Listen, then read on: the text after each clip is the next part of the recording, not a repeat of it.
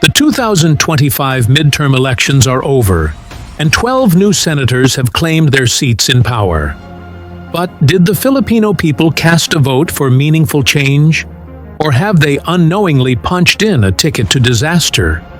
Surprisingly, the results are mixed and far from what anyone expected. Major and credible surveys didn't predict this outcome, making the results a national shock.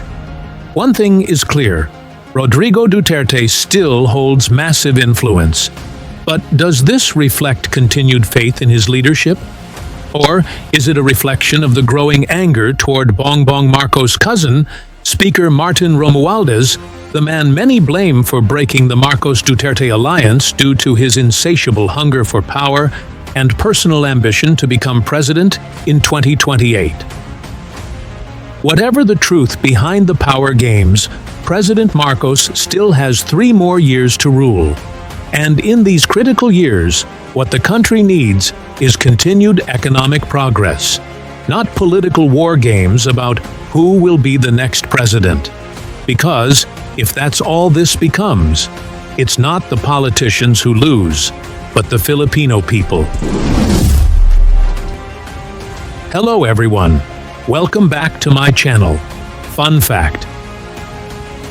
If you're new here, don't forget to hit that like button, smash subscribe, and tap the notification bell so you never miss a video like this one. We break down politics without sugarcoating, and today's episode is no different. 12 senators just won, but did the people get it right? Did the people choose leaders who can truly push the Philippines toward economic progress? Or have they just handed power to individuals who are only here for the money and the influence? Let's dissect their records and see who's really here to lead, and who's just playing the game. Number 1 is Christopher Lawrence Tesoro Go, with 26,489,513 votes. Born on June 14, 1974, in Davao City, Philippines, Bong Go comes from a Chinese-Filipino family. He initially enrolled in management at De La Salle University in Manila, later transferring and earning a bachelor's degree in marketing from Ateneo de Davao University. As senator, Bong Go focused on public health, disaster preparedness, and support for overseas Filipino workers. He prioritized programs that made government services more accessible to ordinary Filipinos and pushed for reforms aimed at decentralizing development beyond Metro Manila. We believe Bong Go represents a vote for change. Though not a Marcos ally, his focus on healthcare and disaster resilience can help drive economic growth by improving public services and overall public health. Will he vote to impeach Vice President Sara Duterte? Definitely not.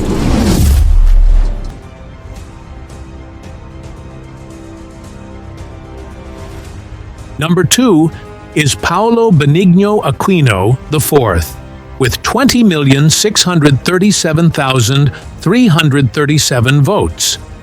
Born on May 7, 1977, in Manila, Bam Aquino is part of the prominent Aquino family and cousin to former President Benigno Noynoy Aquino III. He graduated as class valedictorian in Management Engineering from Ateneo de Manila University. Our assessment: a vote for change. His focus on education, youth, and small businesses supports long-term economic growth. Will he vote to impeach Vice President Sara Duterte? Most likely, yes. Number 3 is Ronald Bato de la Rosa, with 20,272,745 votes. Born January 21, 1962 in Santa Cruz, Davao del Sur, Bato grew up in a humble family. His father was a tricycle driver and his mother a homemaker. He worked as a fish market porter and bus conductor, experiencing the struggles of ordinary Filipinos. He started college at MSU Marawi, then transferred to the Philippine Military Academy, graduating in 1986. He earned a master's in public administration and a PhD in development administration. Though not involved in corruption, Bato is controversial for leading Duterte's drug war. Despite criticism over alleged human rights abuses, he insists protecting innocent Filipinos outweighs criminals' rights. Our assessment: a vote for change. Bato's re-election signals strong support for law enforcement and security, vital for economic transformation. His firm approach aligns with the administration's goals, but may challenge national unity and inclusivity. Will he vote to impeach Vice President Sara Duterte? Definitely not. Number 4.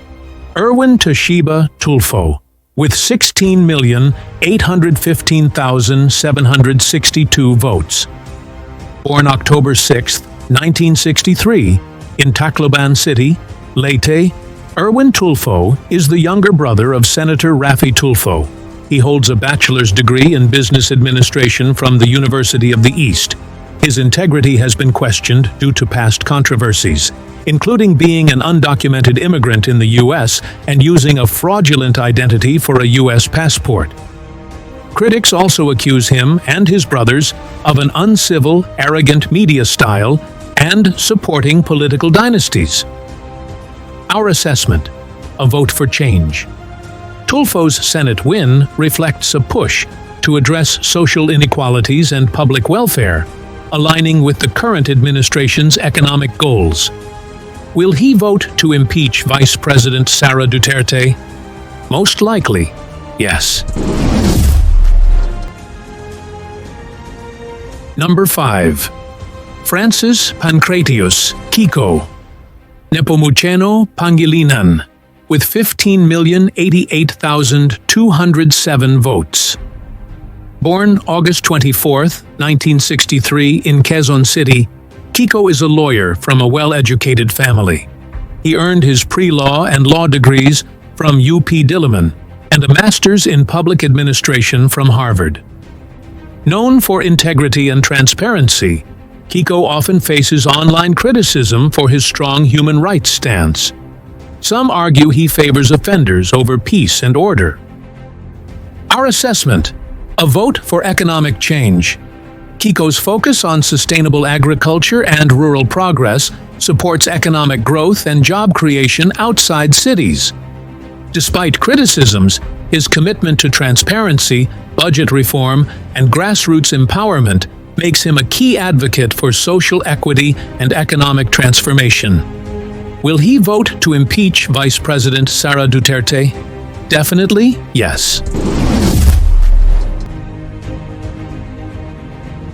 Number 6 is Rodante Marcos with 14,911,005 votes. Born July 29, 1953, in Paniqui, Tarlac, Marcoleta is a seasoned lawmaker known for his conservative views and controversial decisions. Education: he holds a Bachelor of Laws from San Sebastian College, an MBA from University of the East, and a doctorate in public administration from UP Diliman. Our assessment: a vote for change. Marcoleta's re-election signals a push for disciplined reform. His firm stance on law, order, and national interest appeals to those who see peace and stability as keys to economic growth. For him, protecting law-abiding citizens is vital. Will he vote to impeach Vice President Sara Duterte? Definitely not.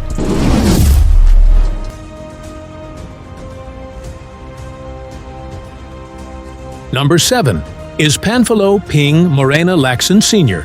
with 14,857,179 votes. Born June 1, 1948, in Imus, Cavite, Ping Laxon is a veteran public servant and former national police chief known for his anti-corruption stance and focus on national security. He graduated from the Philippine Military Academy in 1971 and earned a master's degree in government management from PLM in 1996. An independent centrist, Laxon opposes corruption and supports law enforcement reform, disaster resilience, infrastructure safety, and R&D funding. A fiscal conservative, he opposes pork barrel funds. Our assessment? A vote for change. Senator Laxon's return to the Senate reflects a public appetite for honest, principled leadership. With a strong background in law enforcement and a long legislative track record, he represents the kind of disciplined governance that can support economic stability and national resilience. Will he vote to impeach Vice President Sara Duterte? Undecided, with a possibility to lean either way. Number 8. Vicente Sotto III, with 14,596,680 votes. Born on August 24, 1948, in Manila, Sotto is a veteran lawmaker known for his conservative pro-family values and decades of service in the Senate. He completed his education at Colegio de San Juan de Letran, earning a BA in English. Our assessment: a ticket for disaster. Critics say that Senator Sotto's continued presence in the Senate reflects political greed and a reluctance to give way to fresh voices. His long stay in office may hinder the injection of new ideas and energy necessary for the country's progress. This persistence in holding on to power, despite public calls for change, risks stagnation and could be a setback for genuine reform and good governance. Will he vote to impeach Vice President Sara Duterte? Most likely, yes. Number 9 is Pilar Piella Juliana Shram Cayetano, with 14,306,993 votes. Born on May 12, 1966, in Manila, Senator Cayetano is a veteran lawmaker known for her advocacy in women's rights, public health, and the environment. She holds a Bachelor of Arts in Economics, cum laude, and a law degree, cum laude, 7th in her class, from UP Diliman. A member of Alianza para sa Bagong Pilipinas, she champions gender equality, sustainability, public health, and good governance. Cayetano has a strong reputation for principled leadership and a clean record, consistently delivering progressive legislative results. Our assessment: a vote for change. Senator Cayetano's strong education and years of experience make her one of the Senate's most active reformers. Her work shows a clear goal: to build a fairer and healthier future for all, especially for women and families. Will she vote to impeach Vice President Sara Duterte? Undecided, with a possibility to lean either way.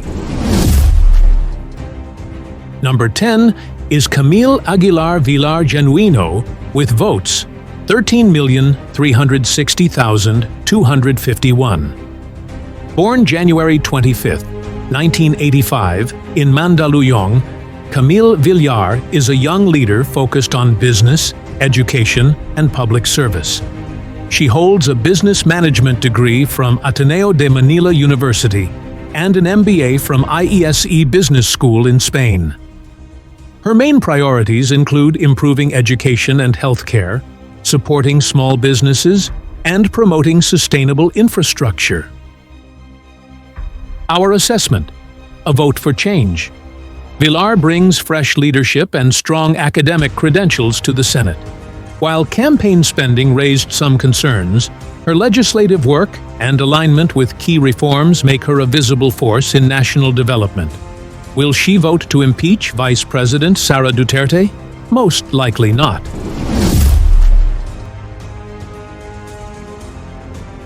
Number 11 is Manuel Leto Mercado Lapid, with 13,121,318 votes. Born on October 25, 1955, in Porac, Pampanga, Leto Lapid is a long-serving politician and former action star with decades of experience in public office. He does not hold a formal college degree, but was granted an honorary Bachelor of Science in Agriculture by Pampanga Agricultural College. Lapid's image was affected by a graft case involving the alleged overpricing of fertilizers during his tenure as governor of Pampanga in 2004. He was indicted by the Sandiganbayan in 2015. While these legal issues continue to cast doubt on his record, he remains popular among some voter groups due to his background in the entertainment industry. Our assessment: a ticket for disaster. Critics argue Lapid's long tenure, lack of a formal college degree, and perceived reliance on political survival over principle make him an outdated choice. Often seen as a traditional politician, he tends to align with whoever holds power rather than take strong, independent positions. His continued presence may block much-needed generational change in the Senate. Will he vote to impeach Vice President Sara Duterte?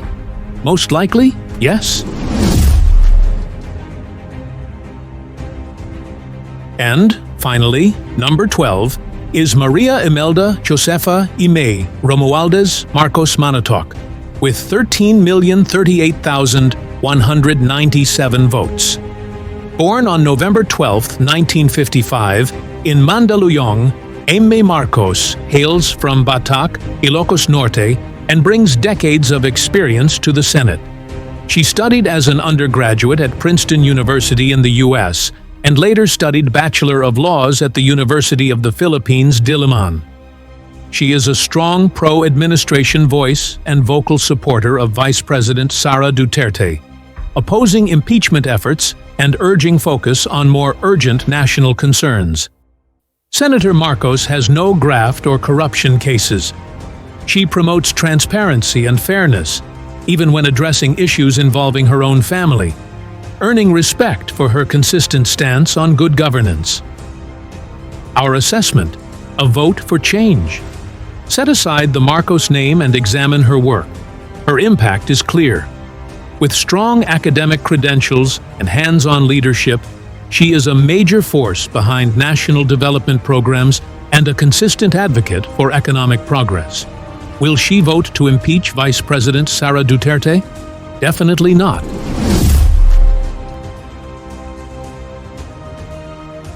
And that's our rundown of the 12 newly elected senators.